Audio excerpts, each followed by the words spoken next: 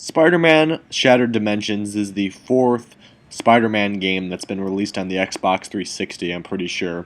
And I was pretty disappointed by the last installment, Web of Shadows. I thought that game was pretty mediocre overall, and that was an open world Spider-Man game, which I generally enjoy, and this one isn't. So, with that in mind, let's get into my review of the game.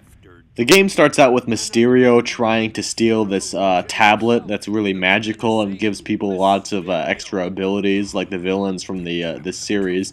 And Spider-Man tries to stop Mysterio from stealing it, but then he accidentally shatters it by trying to throw a punch at him, and it ends up like it shatters like these different dimensions. So there's like 4 different Spider-Men, and there's different pieces of the tablet, and they all end up in different enemies' hands.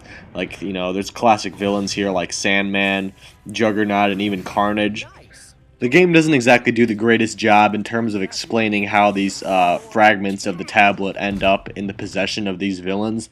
And overall, the story is simplistic and is just adequate enough in order to give Spider-Man a reason to take down these villains. It really isn't anything great at all in terms of the actual story and plot elements in this game.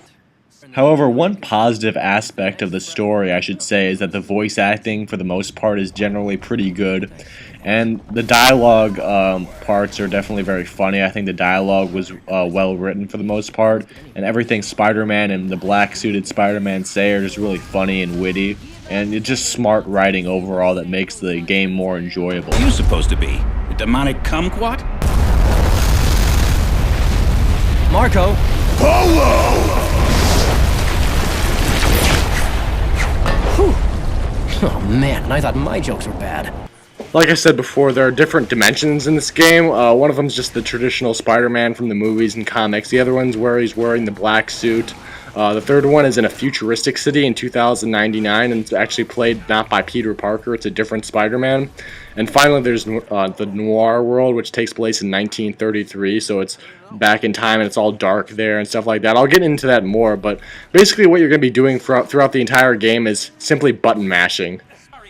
X and Y are your 2 main attack buttons. You use X is for lighter attacks and Y is heavy attacks, and you chain off combos by pressing, like XX, Y, Y, or something like that in order to defeat your enemies. And also, if you press B, you could grab stuff and fling stuff at him and try and fling yourself at him. But if you press B right up to a guy, you actually try and kick him by web slinging right onto him. And also, if you press B, you could just fling an object at him.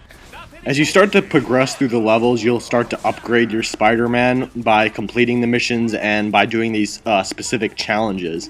What these challenges do is earn you extra experience points in order to unlock more upgrades. So basically, these challenges could be like, oh, you have to kill 5 of this certain enemy or get here by this specific time, or mainly just revolving around killing enemies. There's a couple different kinds of upgrades. Some of them are just basic health boosts and stuff like that, like increasing the size of your health bar. But others add just more specific combos to your combo list, pulling off a couple different moves. But I never really bothered using most of these besides the basic health upgrades, just because it doesn't really affect the gameplay all that much. They probably don't make too much of a big difference anyway. You'll probably do just fine by pressing X and Y, just hammering down those buttons throughout the whole game. So, I mean, it's definitely a good idea in case you want to pull off some cool moves, but it's not going to affect the gameplay all that much. Aside from the noir dimension, all 3 of the other Spider-Man's levels feel pretty much exactly the same in that you button mash throughout the entire level. You basically clear a number of enemies in a room before a door opens, and then eventually you have to save some hostages, usually 3 hostages, and then you bring them to a safe zone by web swinging. There are a couple different types of enemies during each level. There's the common enemies, which you can just basically plow through very easily. Then there's a couple guys who take a little bit more damage, who are mid-sized, I suppose.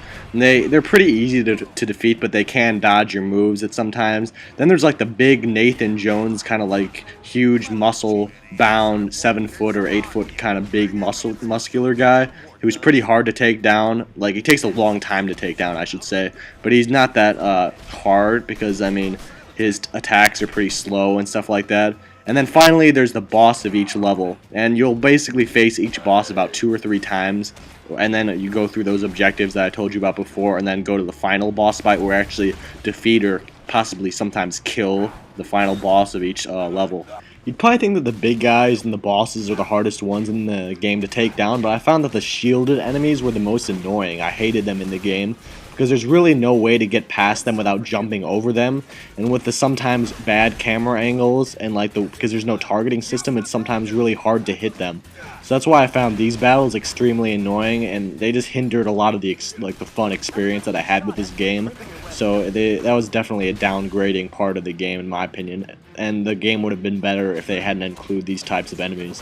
The boss fights are pretty similar to what we were expecting out of these types of games. Basically, you pound down the boss, and then eventually he goes into like this invulnerability state, so you have to wait for him to like charge at you and ram into a wall to knock him like into a vulnerable state where he's like shocked or whatever, and then keep pounding him and basically repeat this entire process until he goes down.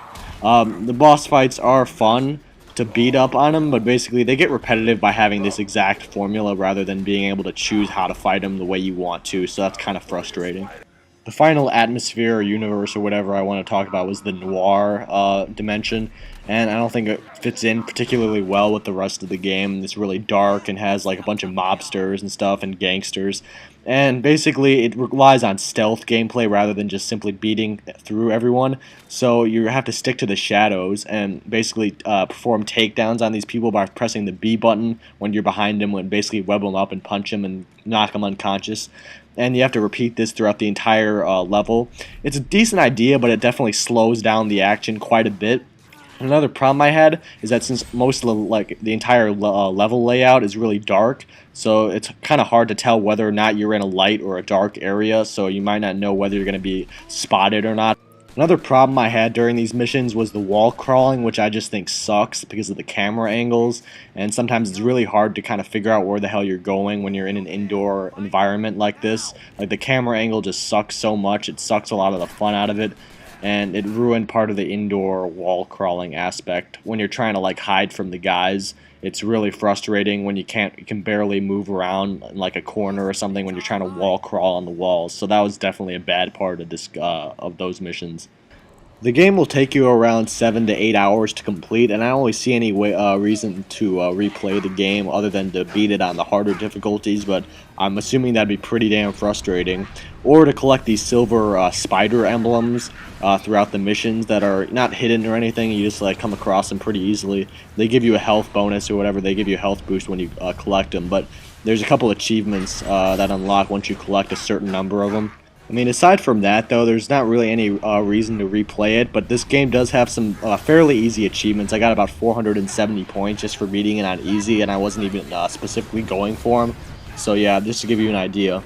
In terms of the audio-visual presentation, the graphics in this game are good for what they're intended to be. They're kind of supposed to be cartoonish, I suppose, so they're not supposed to be like all that realistic, and the art design for most of the levels is good. I mean, the noir levels don't really fit in with the rest of the game, but it does give you that, you know, mobster 30s feel that it intended to. And the voice acting for the most part is pretty good from all the characters. They even have, I recognized the guy who played Hammerhead. He was Marcus Phoenix from the Gears of War series because I thought I recognized him. But yeah, occasionally you might hear some bad voice acting here and there. So yeah, the graphics aren't anything spectacular. There's a lot of clipping and stuff like that, and sometimes the frame rate went down occasionally, but not too often. But the cutscenes I sort of had a problem with because they felt stiff and sort of faded out because the characters' mouths don't sync in with what they're saying, so it kind of almost felt comic book-like, but I don't think it did a very good job of it. So that was kind of a downfall in terms of the audio-visual presentation. So overall, this is a pretty decent Spider-Man game. I did have some fun bashing through everyone with my combos, just mashing on the X and Y buttons for several hours. But I'm not going to lie, it does get repetitive. The missions, almost all of them follow the exact same structure the entire time, especially, you know, like the saving the civilians thing, and the bosses have like almost the exact same format.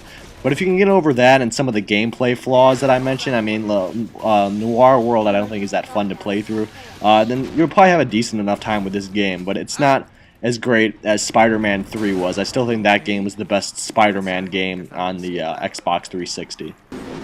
Why don't we go for a ride?